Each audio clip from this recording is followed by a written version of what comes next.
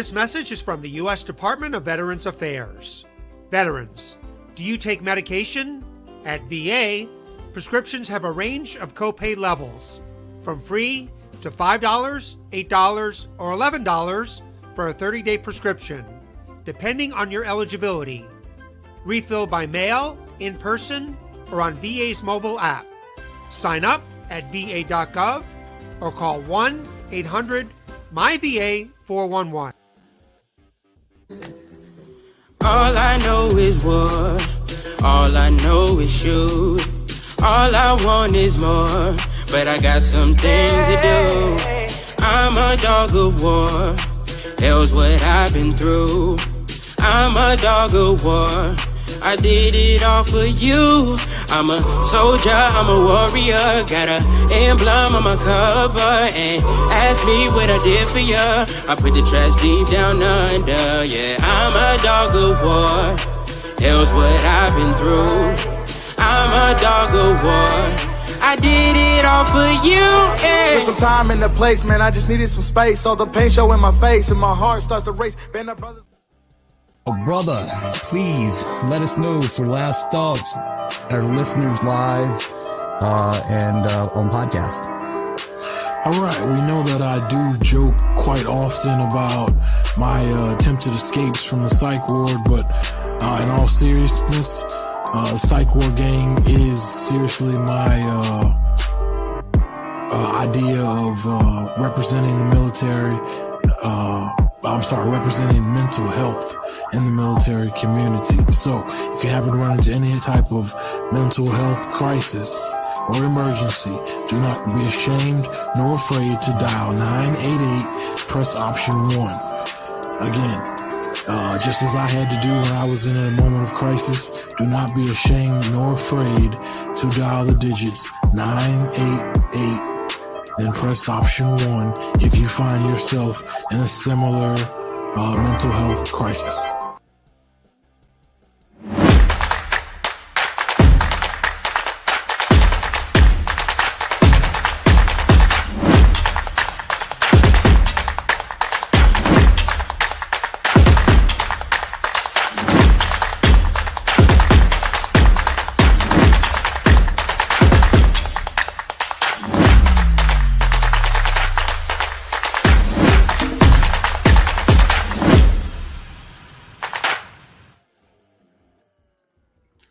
Hello, and welcome to the show. This is episode 77 of the WarDawg Trail podcast, and I have a special guest for you today. He's a Marine. He likes to live off-grid just like I do. We are both Marines. We both served in combat, and most importantly, he turns to hunting and the outdoors as his PTSD therapy, just like I do. I love to hunt hogs, but he's got so much more than hogs, let me tell you. But before I bring him out, let's go over a few announcements.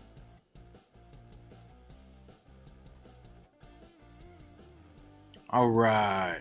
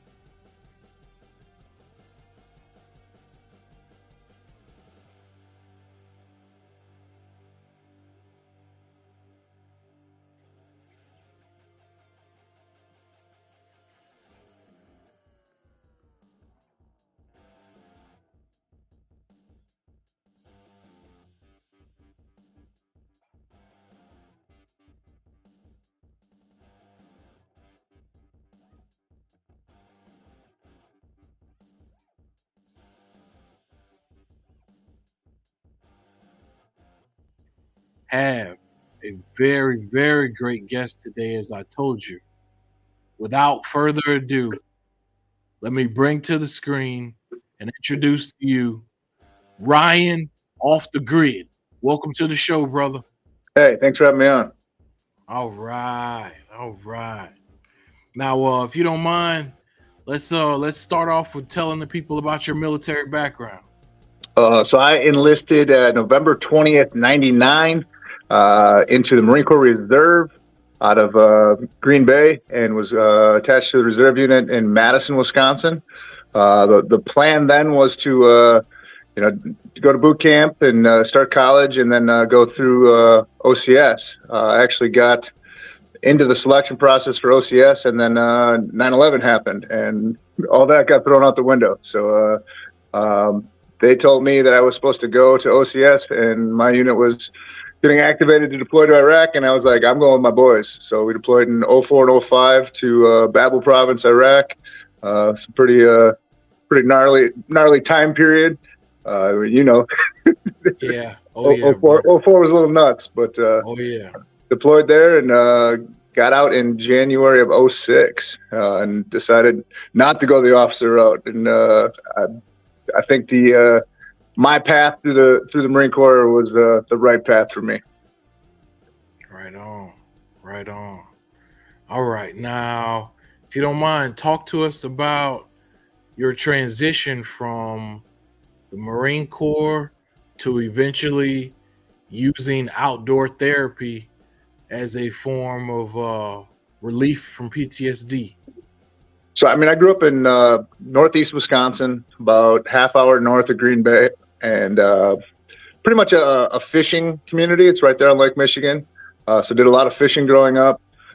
Didn't really have a lot of family that hunted, so I wasn't really a hunter. I hunted when the opportunities were there.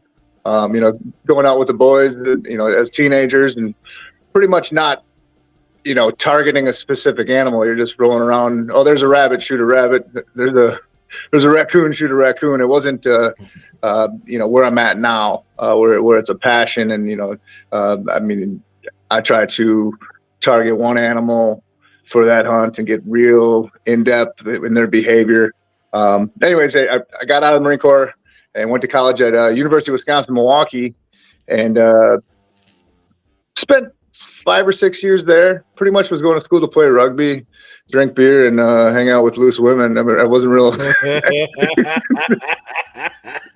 I wasn't an academic, So I ended up getting a teaching degree and a history degree, and taught high school in the inner city for a year. And then a job opened up at a government agency. It was an office job, and that's really when I started noticing, PTSD.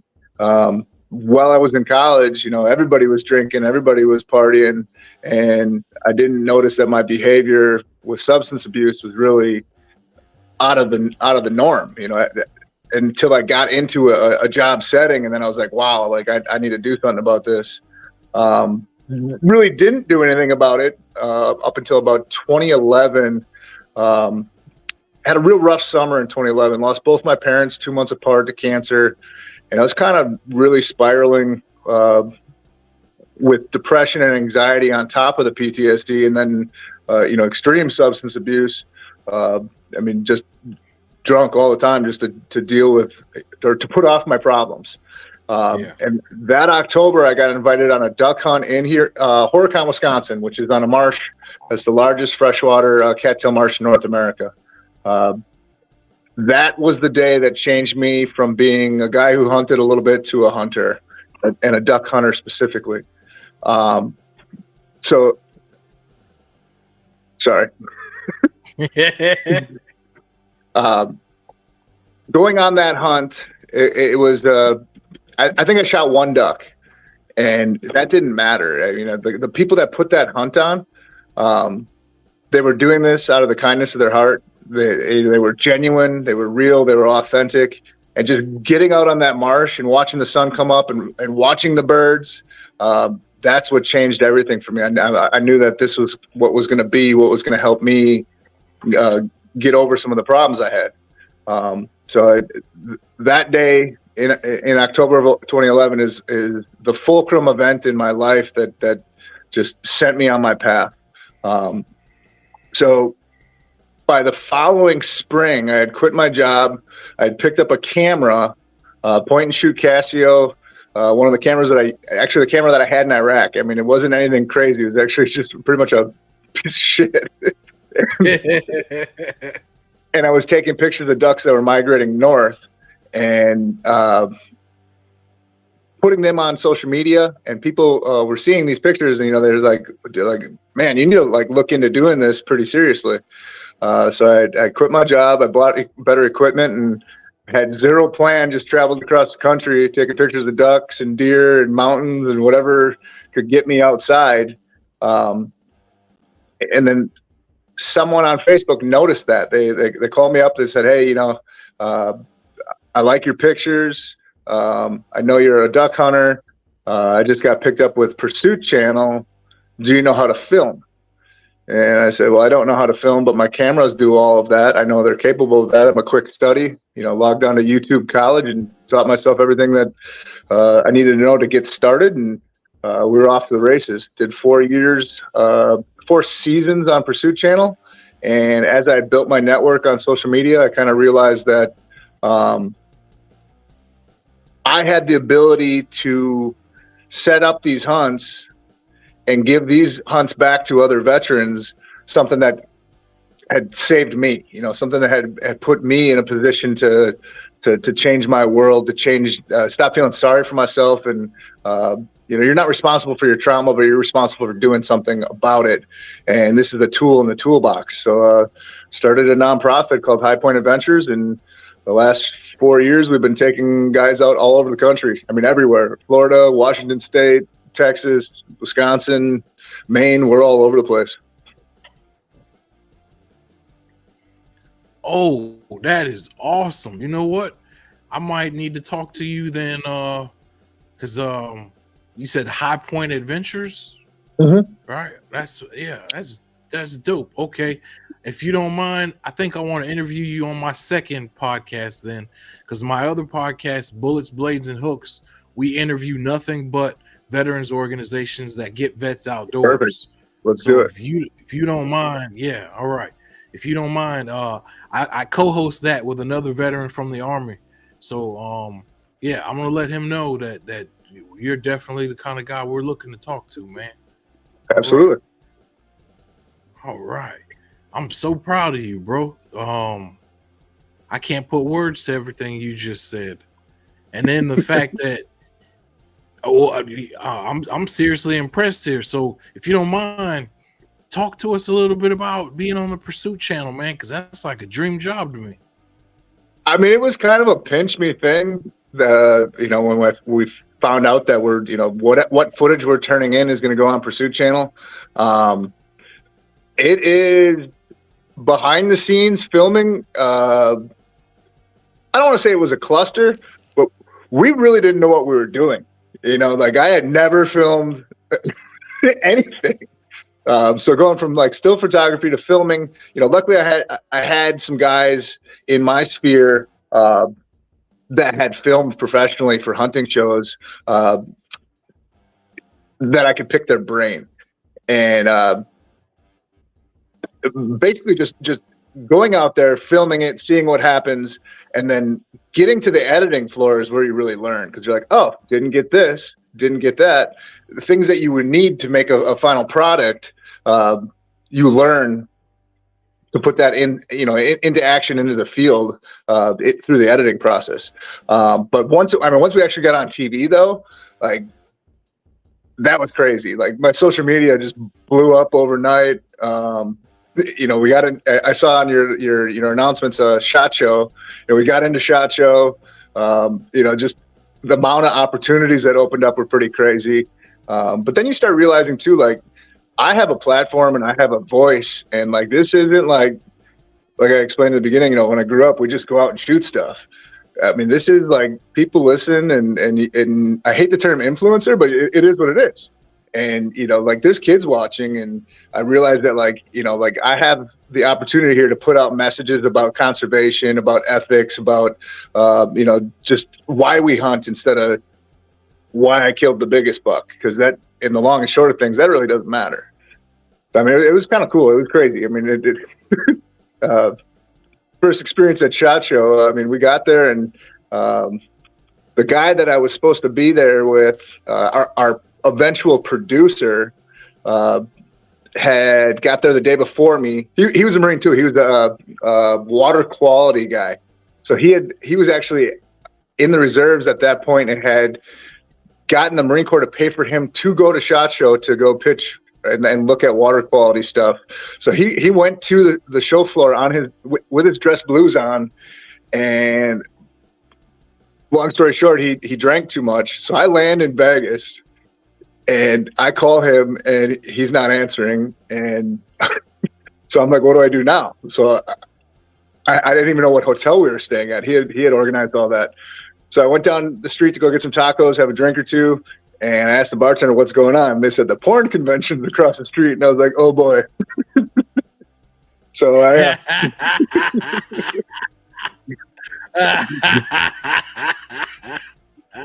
go across the street. I like that.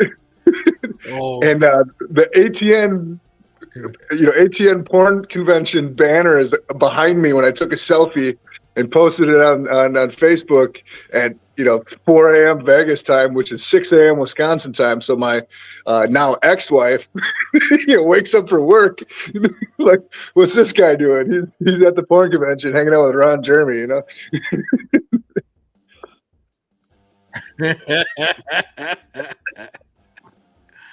Oh wow, that is. I have a picture. I have a picture with Ron Jeremy to prove it.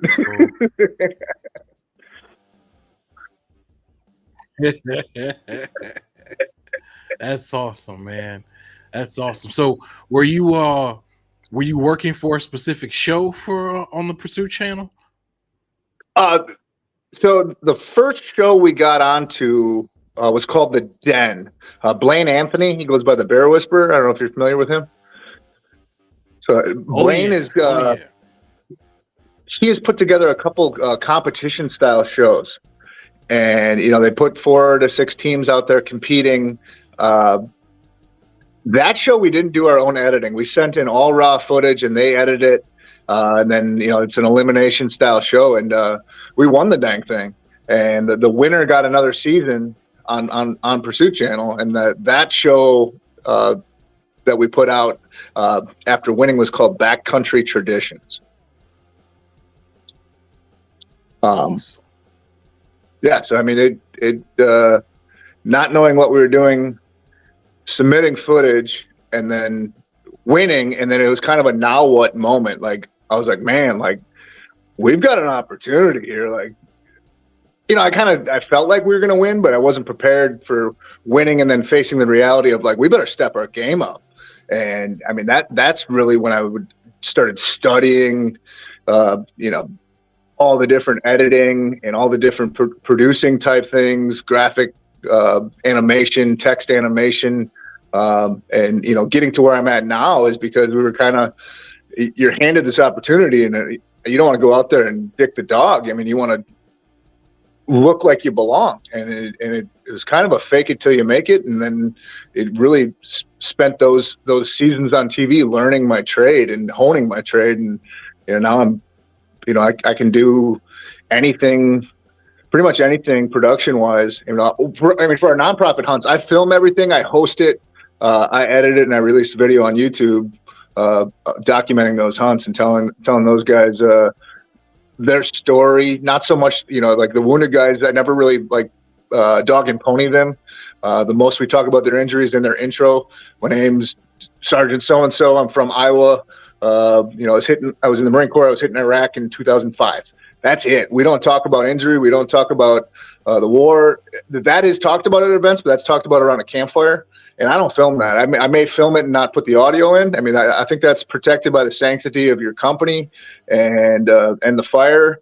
And the story is more about vets getting together, hunting, the outfitter donating the hunt, and the interactions between everybody in a healing sense. And there's testimonials at the end. The guys will say, you know, this is what a veteran hunt means to me. And 99% say it doesn't matter if we shoot a deer. It doesn't matter if we shoot a hog. It doesn't matter if we shoot ducks.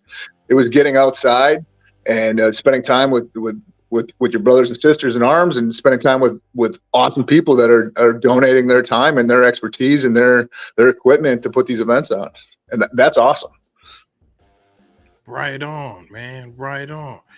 You even said that when you have those veteran get-togethers, the outfitters donate the hunts, man?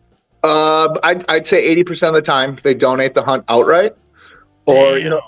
Like if the hunter or if the outfit has a lodge but doesn't own the lodge or has to contract in catering, that's the cost on us as a nonprofit is, taking care of lodging and food. Okay. Gosh. But I'd say 80 to 90% of the outfitters donate the hunt outright. Gotcha. So is High Point Adventures, is it only for veterans that live near you? No, we do it all over the country. Most of the stuff I put on my Ryan Off the Grid page that just has bigger reach. But anything on Instagram or Facebook under Ryan Off the Grid or High Point Adventures, I put the hunts out there as they become available. And then there's instructions on how to apply. There's specific hunts that if the outfitter says I want Purple Heart guys, okay, well then that's the criteria for that hunt because that's the outfitter donating it. They get some say in it. And I may put a hunt out that says combat veterans.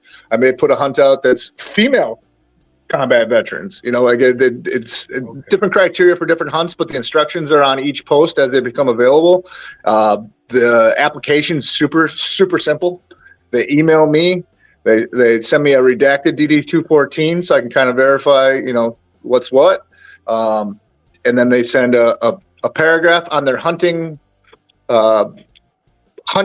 bio, basically, they're like, what's your experiences with hunting? A paragraph on their military life. Nothing crazy. And then one paragraph saying why I want to be selected for this hunt in particular. And that goes to my board, and then we make a decision as a board. Awesome. I love that. I'm gonna try to apply, man.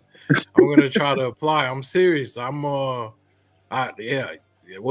you're talking about's got me hyped. I want to be on hunts around other veterans like you, bro. So it's especially with you being a Marine, that makes me want to go even more. And then everything you're telling me about it is just you got me excited, man. Well, one of my board members is I think he did 24 years Army in the Airborne, and he rides me a little bit because he's like, oh, another hunt with 6 guys. There's 5 Marines and 1 Army guy. I was like, well, No, I try to spread load. We get all kinds in any branch. Even Coast Guard is applicable. I try to fit the veteran to the hunt. Especially duck hunting. Or goose hunting where I can stick 10 guys in an A-frame or layout blinds. I want six guys who know what's going on, who haven't hunted that state. I want guys from different areas that this is a dream hunt of theirs. Okay. But they may hunt snow geese in Arkansas, but they're from Ohio, so they hunt Canada geese in Ohio. So I want a couple of guys that know what's going on. They know the drill. They can help with the new guys, because I do want people that have never hunted that before, don't have any clue what's going on, and exposing them to this lifestyle and to, again, I did this tool in the toolbox to combat mental health. All right. Good deal. Now, the last questions I wanted to ask you have to deal with the triumphs and the victories that I see you have made in terms of dealing with PTSD. Now, I was following your kind of like your sober day count. Mm-hmm. And I just wanted you to talk about that, if you don't mind, because even myself, because I went through a little period when I was going through a divorce, when I was drinking and whatnot, on another level, and it really hit me real hard when I saw posts about you and how well you were fighting and defeating it and whatnot and winning the battle. Well, if I'm sober a year, which will be August 1st, it'll take me 7 years to get sober, which is not uncommon. When you're buried in the bottle as deep as I was, I mean, you have to keep. I mean, I'll hashtag fix bayonets, hashtag stack axes, slay dragons, move mountains, because you're fighting it. It's like the old Marine Corps commercial. Remember when they had to fight the lava monster and the dragon? Yeah. Oh yeah, I remember that. That dragon, man, it keeps coming, and you know, I've gone to rehabs, I've gone to detoxes, and I've gone to. It was always after something happens to me with the law or a relationship, or like I was destroying my life, and you know, okay, I got to do something about it now. And this time it was different. I woke up one day and I was like, man, I can drink 8 out of 10 times normally, but the 9th or 10th time, you know, the joke is I'm allergic to alcohol. I break out in handcuffs. You know, like, it's like damn, I like that. Yeah, I poke fun at it because I mean that's what combat vets do. You know, we make fun of things that are uncomfortable because it allows us to deal with it. But I feel like if I get it out there and talk about it, there's so many dudes that have come to me since I've been public about it in private and say, hey man, like I'm struggling, and like I knew that was happening. And you know, especially combat vets and Marines, you know, the machismo, the bravado. Like I finally just had to wake up one day and be like, this isn't getting better, and I'm eventually going to throw everything away. So I did. Andy Frisilla does that 75 hard. You know, it's 75 days. 2 workouts a day, 45 minutes apiece. One's got to be outside, read 10 pages, diet, a gallon of water a day, and no alcohol. And I was like, well, if I'm going to do this, I'm going to do like something ridiculous like this to get it going. And I did 2 back to back, and it propelled me into this position where I'm just like, wow, like I feel like I'm really doing it this time. It's not lip service. Yeah. And there's dudes coming out of the woodwork, like I said, and you know, I in anonymity, I keep tabs with them, and I've had a couple guys hit 2 months, and another guy hit 3 months, and you know,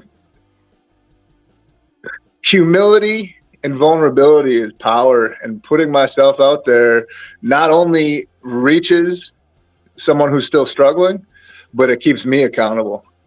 I was like, man, if I go back out and drink, like everything I say means nothing. Yeah. And sometimes that's worse. That shitty feeling afterwards of not accomplishing your own goal. I had a dream.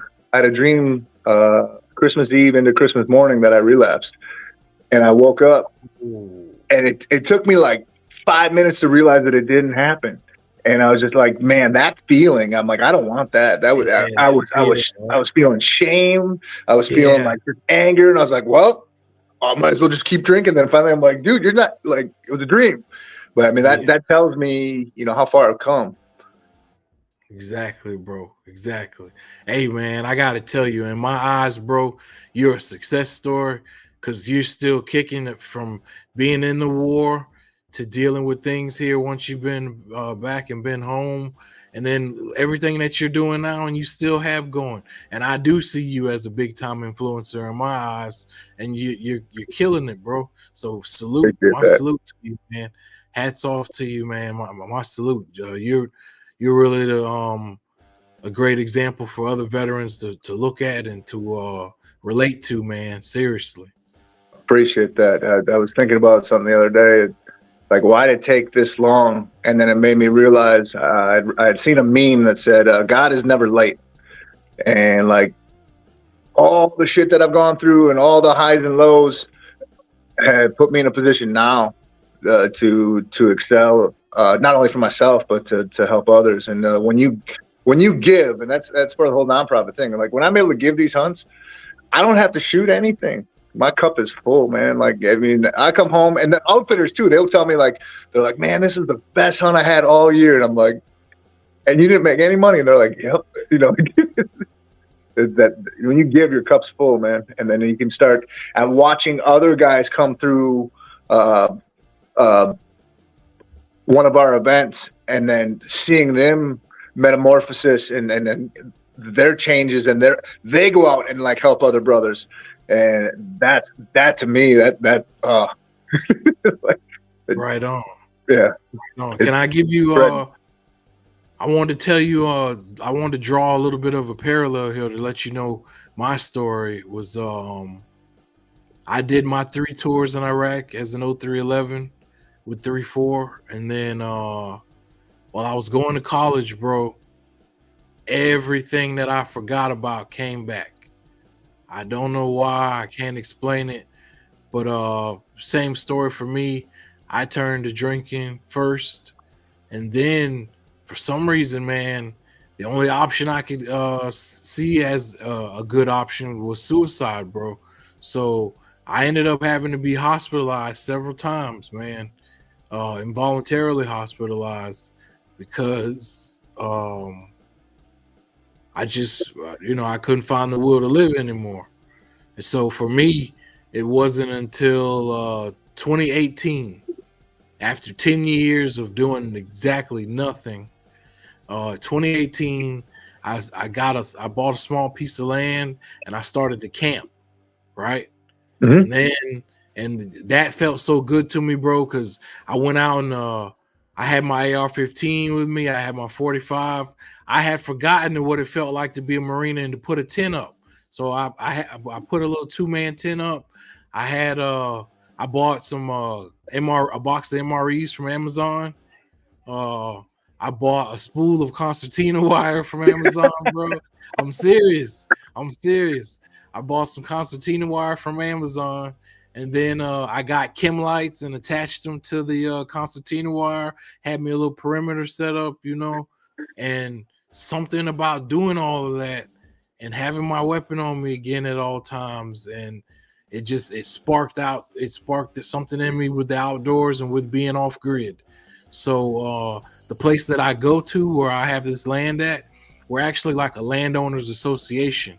We share, like you buy your individual camp, right? And then we share about 13,000 acres. Well, that's cool.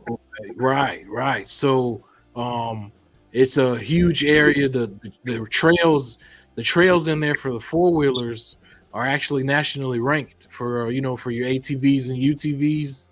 So I'm kind of in a similar boat as you. Is my nonprofit is called Camp Doghouse, right?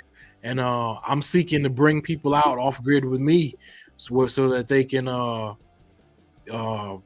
get that feeling of being off grid again, relax, being outdoors, shoot, or we can hunt.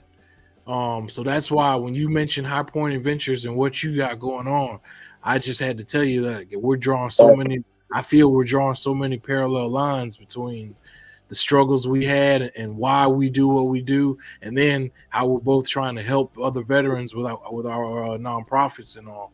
And Yeah. so that's why, I look to you, man. Like I said, I personally had to deal with being hospitalized for years, and then just going on my little 10 years or so of just counseling and medication, and then doing nothing else. I mean, I was just doing the suburban dad thing, taking my kids to school, taking them to cheerleading, but I had no purpose, man. Just lost in the sauce. I was out there, just lost in the sauce until, like I said, once I went camping, that sparked something in me, and then once I got into hog hunting, man, and being able to use thermal vision and night vision again. And I don't know, I just can't put words to it. It took so many things back to being in the Marine Corps for me, to feel like, yeah, damn, I thought I'd never have this feeling in my life again where I'm holding a rifle and I'm actually looking for a legit legal target with these thermals. You know what I mean? So it I just got to tell you, man, I'm so impressed. I'm saluting you on so many levels that I Likewise. can't even. Yeah, Well, I think even think about it, bro. there's a lot of nostalgia there. Like OAF Nation used to have a piece up there called "When the Music Stops." It was written by a pen name SF guy, that wrote under Grifter, and he had a statement in there that struck me so hard. And it said, it's about coming home and then like, now what? And it said, PTSD is the realization that I'll never be this badass again. And I was like, whoa, Yeah. like, and you say the suburban dad, and I took a 9-to-5 job in a cubicle, and I'm like, what am I doing? But the nostalgia of being outside but putting all the vets together, it just, when they say they don't care if they kill a duck, it's because they're bantering back and forth. We're outside. We're embracing the suck of whatever weather conditions we got, and it's like that puts you back in a like a squad element, and it doesn't matter what branch. They all mesh together. If I do a 3-day hunt, by the second day, these guys are ribbing each other, and like it's like they were together because they have shared experience. And it doesn't have to be the same, but it rhymes, hog hunting and, putting that rifle in your hand. We talked before we got on here about hog dogging. And that's where we use the hounds and the pit bulls to grab the hogs up and then stab them. And you're standing shoulder to shoulder with this pit bull as the hounds are in there baying the hog up. Oh, I did see that. I did see your video hog dogging with the veterans. Yeah, it was awesome. It was all with a spear and all. I was like, shit, I would love to be on that. Yeah. But you're standing on the edge of the thicket. That one was in Florida. So you got the sawgrass and the palmetto. And I mean, when the hogs and the dogs are running through, it's like Predator. All you see is the vegetation just moving around. And you're standing on the edge of this thicket and you look left and right. And you're like, I'm with some bad motherfuckers right now. You're like, and these guys are going to go run to the danger with me. And there was, you use the word parallels, and that couldn't be more a better adjective of like, I was like, man, these are my dogs here. Hell yeah. I would love that. You know what? That's probably a big thing that I miss from being active and being around Marines is, like you said, knowing that you're surrounded by guys who are fucking legitimate badasses who do what you do also. And then, you go back into life and you're never around a big ass group like that again of, like-minded badass military dudes like that again. And that's what I've been missing. So I just got chills just off the feeling you just said of like, yeah, I saw you guys on video, and to see you guys, to look left and right and see like, yeah, these are all motherfuckers that'll go chase it down. These are guys that they don't run, they aren't afraid of this shit. These guys get down, you know what I mean? And damn, I can't put words to that, bro. I can't put words to that. That is amazing. We're gonna get you on one. We're gonna get you on a hog dog hunt. Right on. All right, then that'll work. Now, and I have one last part I want to talk to you about. And that's only because you brought up that you were on the Pursuit channel. All right. Before I die, my last goal is to try to have my own hunting show on the network. It really is. I want it to be kind of like a hybrid between like us doing military stuff like digging fighting holes and going on hikes, but also hunting and fishing and things like that. So I don't know if you've noticed I call everything Sergeant WarDawg TV because that's how things started for me. Is that when I started going back in 2018, I started going off grid. Eventually, I started to take a GoPro, but that was only at first. I was doing it because I was going into remote locations by myself, and if anything happened, I wanted my daughter and my wife, my daughters and wife, to be able to see what happened. But then I was showing it to some Marine buddies, and they were like, "Yeah, you should like start a YouTube channel, man, and like put your footage out there." So that put me into trying to learn all the aspects of, editing, what influencers were, what influencing looks like in the outdoor world or in the gun world, the gun space. And then I really became a huge fan of Pigman. I won't lie to you. Yeah. I became a huge fan of Pigman and hog hunting, and so I got it. That's why I look up to you when I said your years on the Pursuit channel, bro. That is my dream of where I'm trying to go. I don't know how to get there, but hopefully eventually, bro. I'm on one of the networks or shows too, man, because that's the dream to me. That's the dream, to go around with outfitters and go around with guides, put out great content, be around veterans like you're saying. I mean, you've got the premise for a show there. It's just a matter of, one of the things that cracked me up is after I got on the show, because we were doing all the work. Like the network doesn't do anything for you; they just broadcast it, And a guy from my hometown, like, oh, it must be nice. You get to go around hunting everywhere. I was like, yeah. I was walking down the street one day, and somebody walked up to me and said, "Hey, do you want your own hunting show?" Like, that's not how it happened, Like, there's so much work behind the scenes, and it's not just me; it's everybody that's a part of your group that's doing it. And that's not even just the editing and the filming, and then it's the networking to get it all. I mean, and you're building a network doing this right now. I mean, I got two guys that I want you to talk to after we get off that I'll tell you about that are in your area that are vets that are doing cool stuff. Like, you're building a network, and that right. Networking for me isn't what you can do for me. It's that I know somebody that can do something for you, and that the karma of it comes back to me somehow. Right. Like, I know a guy who knows a guy, like, like, and linking other people up together. And one of my favorite quotes is that I want to see everybody at the top of the mountain. So, like, go for it, grind it. You got a cool premise. Have you looked into a carbon TV? Yes. Okay. That's where I'd start. That's yeah. I had I've been in talks with the Hunt Channel also. I've been in talks with the CEO of the Hunt Channel, and he was telling me that he would take my episodes and he would air them on their weekly platform and whatnot. But I gotta admit, Ryan, my problem has been finding a cameraman who's not afraid to go where the fuck I need to go. That has been the problem, because I get some and they're like, damn, we're this remote, and damn, we're this far away, and damn, if something happened, we'd have to have a bird come get us.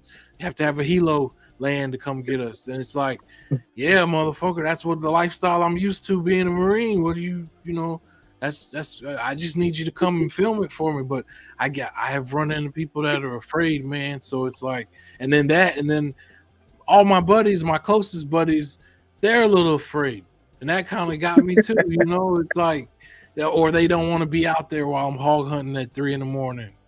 Or you know what I mean? So, you ever seen that Bear Grylls when he took Marshawn Lynch out?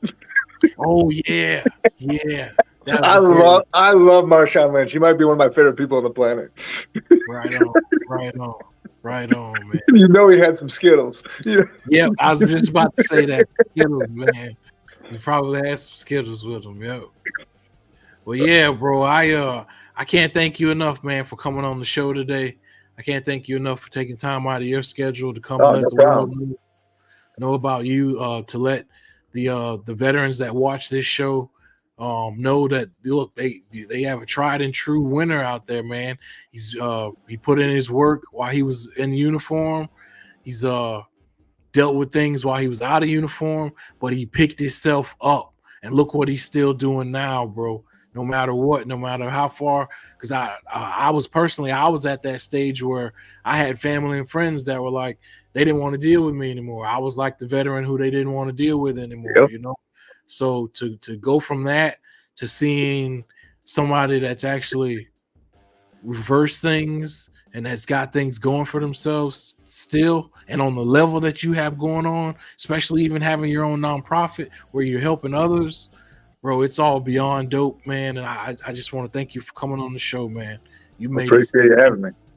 You made this a very amazing episode, bro. If you don't mind, go ahead and tell everyone where they can find you online or social media. Ryan Off the Grid, Instagram, Facebook, YouTube. All right. Right on. All right, brother. That's gonna go ahead and wrap everything up for us today here in episode 77. I thank you for coming on the show, boss. And just hang on in the background for me, and I'll be right there to close the show off. All right, thanks, bro. Salute. Thank you. Semper Fi. All right, hoorah. All right, ladies and gentlemen, that has been episode 77 of the WarDawg Trail podcast. We've had Ryan off the grid on the show. I told you we had an amazing person for you, and now you see why. Enjoy your day. Stay safe. Salute. All I know is war. All I know is shoot. All I want is more, but I got some things to do. I'm a dog of war. Hell's what I've been through. I'm a dog of war. I did it all for you. I'm a soldier, I'm a warrior. Got an emblem on my cover. And ask me what I did for ya. I put the trash deep down under. Yeah, I'm a dog of war. Hell's what I've been through. I'm a dog of war. I did it all for you. Yeah. Took some time in the place, man. I just needed some space. All the pain show in my face, and my heart starts to.